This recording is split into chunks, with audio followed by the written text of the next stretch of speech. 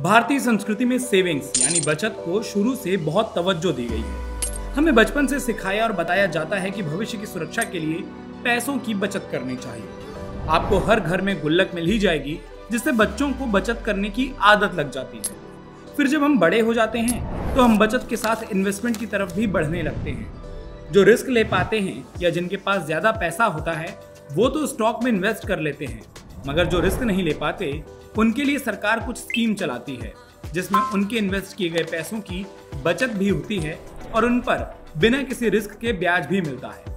आज देसीफाइड के इस एपिसोड में हम आपको बताने जा रहे हैं सरकार की 4 ऐसी ही बचत स्कीम्स के बारे में।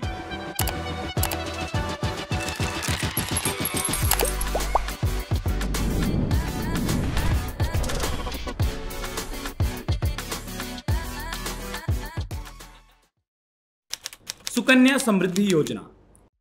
भारत में पेरेंट्स सबसे ज्यादा अपने बच्चों की पढ़ाई और लड़की की शादी के बारे में सोचते हैं। इसी को देखते हुए सरकार की सुकन्या समृद्धि योजना आपको न सिर्फ शानदार रिटर्न देती है, बल्कि आप अपनी बेटी की हायर एजुकेशन, करियर और शादी के लिए निश्चिंत हो जाते हैं। इसे बेटी बचाओ बेटी पढ़ाओ स्कीम के तहत लॉन्च किया गया है और ये छोटी बचत स्कीम में सबसे बेहतर ब्याज दर वाली योजना है।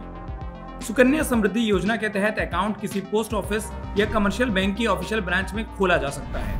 इसमें किसी बच्ची की उम्र 10 साल होने से पहले और कम से कम 250 रुपए के साथ अकाउंट की शुरुआत कर सकते हैं, जिसमें अधिकतम 1.5 लाख रुपए तक सालाना जमा कर सकते हैं।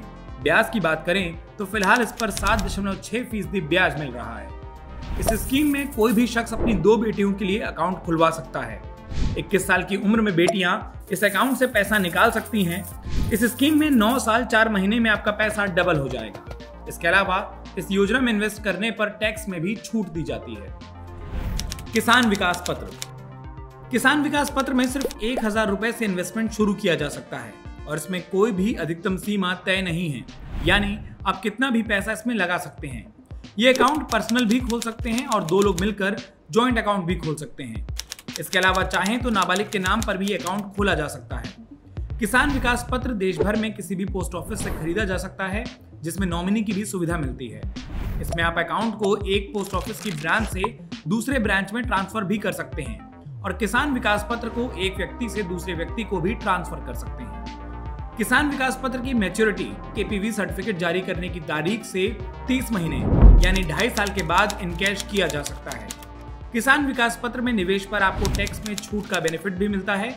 इसमें इनकम टैक्स कानून की धारा 80C के तहत इनकम टैक्स में छूट ले सकते हैं। किसान विकास पत्र में आपको एफडी से ज्यादा ब्याज मिलता है, जो कि चक्रवृद्धि ब्याज होता है, जिससे आपका पैसा 124 महीने में दोगुना हो जाता है। देश भर में भारतीय डाक के करीब 1.5 लाख से ज्यादा पोस्ट ऑफिस में किसान विकास पत्र में इन्वेस्ट करने की सुविधा उपलब्ध है। अगर आप पोस्ट ऑफिस की किसान विकास पत्र स्कीम में निवेश करना चाहते हैं तो उससे पहले आपको Aadhaar card, residential proof, KVP application form, आयु प्रमाण पत्र, पासपोर्ट साइज फोटोग्राफ और मोबाइल नंबर तैयार रखने होंगे और आपको मिल जाएगा किसान विकास पत्र। Senior citizen saving scheme.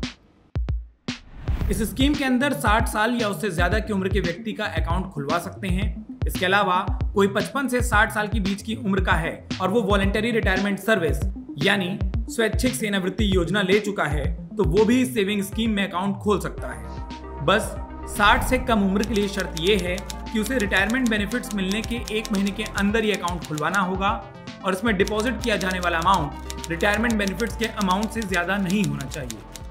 इस स्कीम पर अभी ब्याज दर 7.4% सालाना है। इसकी अलग बात यह है कि इस अकाउंट में केवल एक बार में ही इन्वेस्ट करना होता है, जो मिनिमम 1000 रुपए से लेकर मैक्सिमम 15 लाख रुपए तक का होता है। इसका मैच्योरिटी पीरियड 5 साल का है। मैच्योरिटी पीरियड पूरा होने के बाद अकाउंट को 3 और साल के लिए बढ़ाया जा सकता है। अगर इस पर टैक्स की बात करें तो अगर ब्याज 50,000 रुपए सालाना से ज्यादा हो जाता है तो उस पर टीडीएस कटने लगता है, मगर जमा किए जाने वाले पैसे को इनकम टैक्स एक्ट के सेक्शन 80C के तहत छूट मिलती है। National saving certificate. इसमें सिंगल या जॉइंट में 10 साल से ज्यादा उम्र के नाबालिग और दिमागी रूप से कमजोर व्यक्ति के नाम पर इन्वेस्ट किया जा सकता है। इसमें मिनिमम 1000 रुपए से इन्वेस्टमेंट शुरू किया जा सकता है, जिसकी कोई मैक्सिमम लिमिट नहीं है। इसमें भी टैक्स एक्ट के सेक्शन 80C के तहत छूट मिलती है। नेशनल सेविंग सर्टिफिकेट को शुरू होने से मैच्योरिटी डेट के बीच एक बार एक व्यक्ति से दूसरे व्यक्ति के नाम पर ट्रांसफर किया जा सकता है।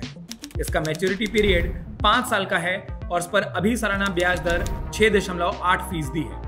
वैसे तो इसमें मैच्योरिटी से पहले पैसा नहीं लिया जा सकता, लेकिन अकाउंट होल्डर या होल्डर्स की मौत होने पर ऐसा किया जा सकता है। इन सब के अलावा भी सरकार कई तरह की बचत स्कीम चलाती है।